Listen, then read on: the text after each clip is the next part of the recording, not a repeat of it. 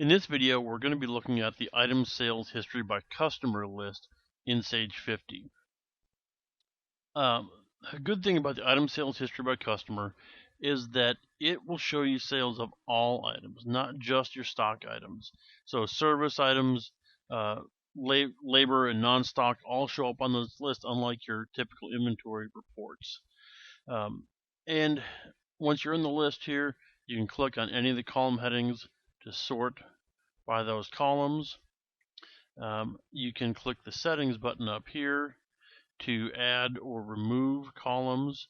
So you can put the last unit cost, or maybe we'll put sales rep in here. And it does warn you, any of these that have an asterisk next to them may slow down the list.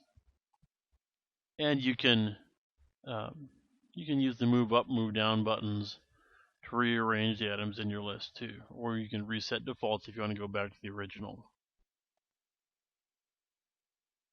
You can also limit the list up here to a specific item if you want, or you can go back to show all, and then depending on what columns you have displayed, you can use the search button here to search on a specific item.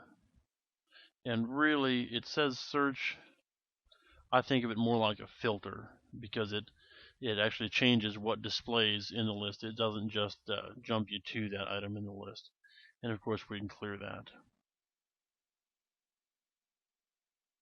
Now, because this is a list and not a regular report, you don't get totals and subtotals on here, but any list can be sent to Excel. So if we click on Send to Excel, we'll do a new workbook, and we'll turn on the auto filter option too. We can click OK.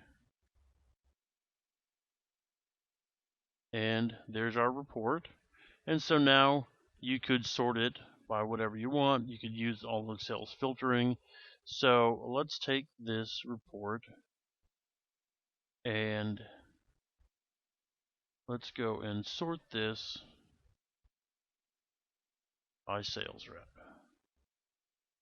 Now I've got it sorted by sales rep, and from there, of course, you could, if you want to look at a specific sales rep, you could filter it by that. We'll clear our filters, or you could also filter by multiple columns, and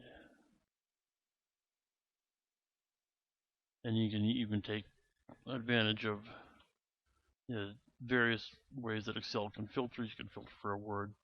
You can see just the gas-powered items there. And so let's turn off our filtering. And now, if we want to put some subtotals in here, we could go to our data and subtotal. And now that we're sorted by sales rep, we can say at each change in sales rep, we want to use the sum function on the quantity.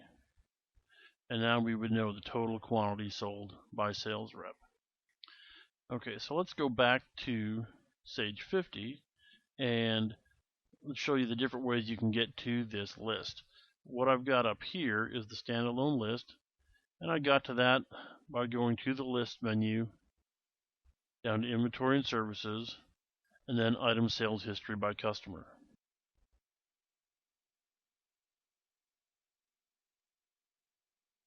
But there are a couple other ways you can get to this list also. First of all, on the customers and sales, you can go to the customer management tab.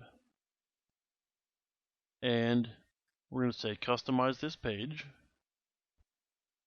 And now we see item sales history. We can add that to our list. It will just leave it down at the bottom, but we could use the move up, down buttons to rearrange it. We'll click OK. And first, we'll select the customer. Since we're in the customer management, we have to select the customer first in order to get some data on here. And then we'll scroll down to the bottom.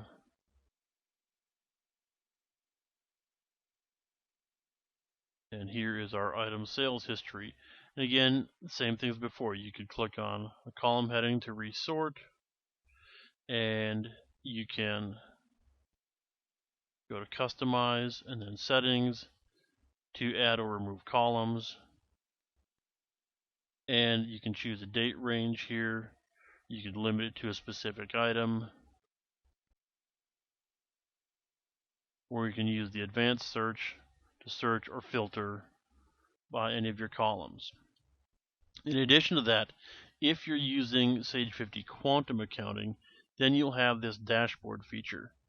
So on my dashboard, you can click Customize this page,